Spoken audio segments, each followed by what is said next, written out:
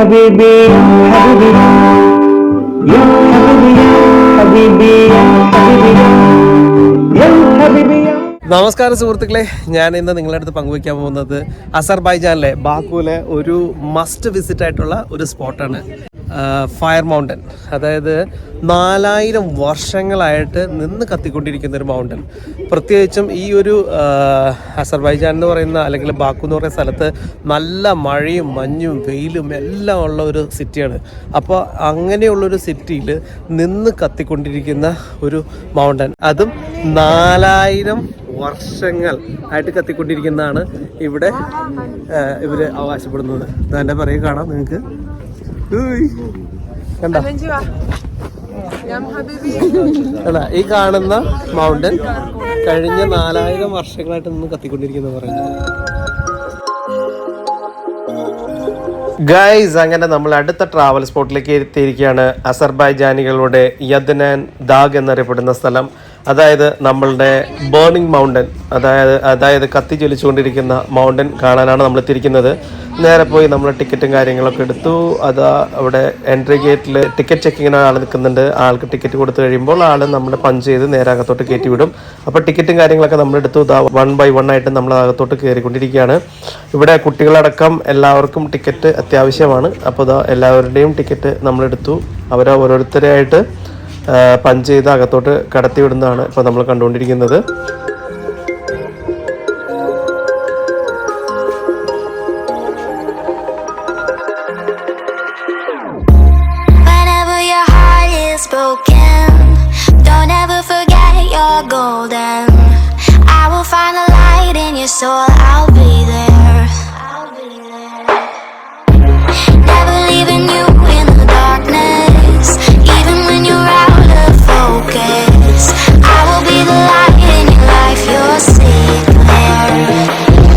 അസർബൈജാനിലെ അതായത് ബാക്കുവിലെ ബേണിംഗ് മൗണ്ടനാണ് ആ കാണുന്നത്.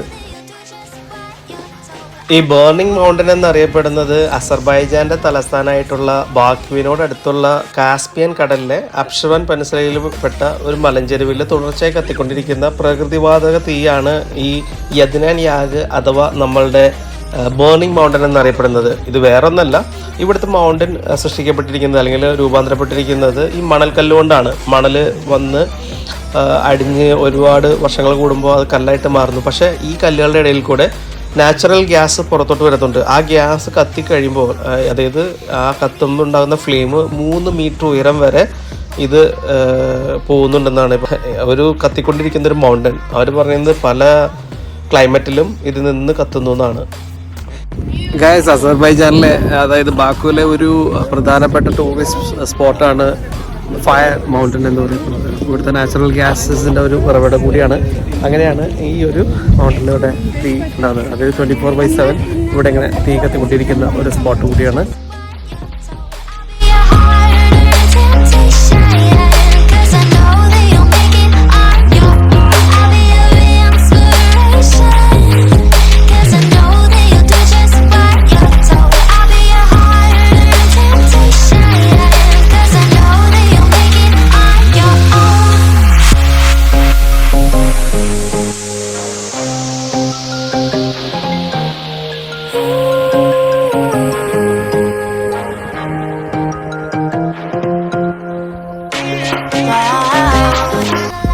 ഗൈസ്, അങ്ങനെ നമ്മുടെ യനാർദാഗിലെ അതായത് നമ്മുടെ ഫയർ മൗണ്ടനിലെ വിശേഷങ്ങളെല്ലാം ഇതാ ഇവിടെ അവസാനിക്കുകയാണ്.